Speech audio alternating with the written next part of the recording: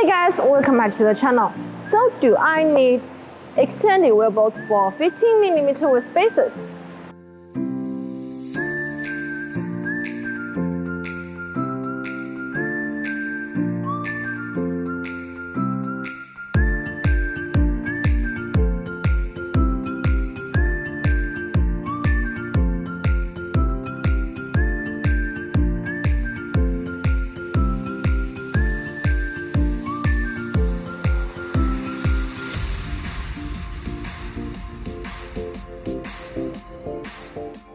For those car owners who have installed wheel spacers, the length of the factory wheel bolts are not long enough, so we need to use these extended wheel bolts.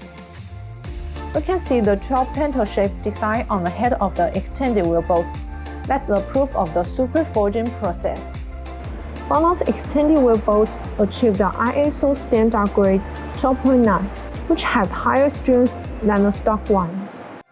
The thickness of the wheel spacers plus the factory wheel bolt is the length of the extended wheel bolt we need.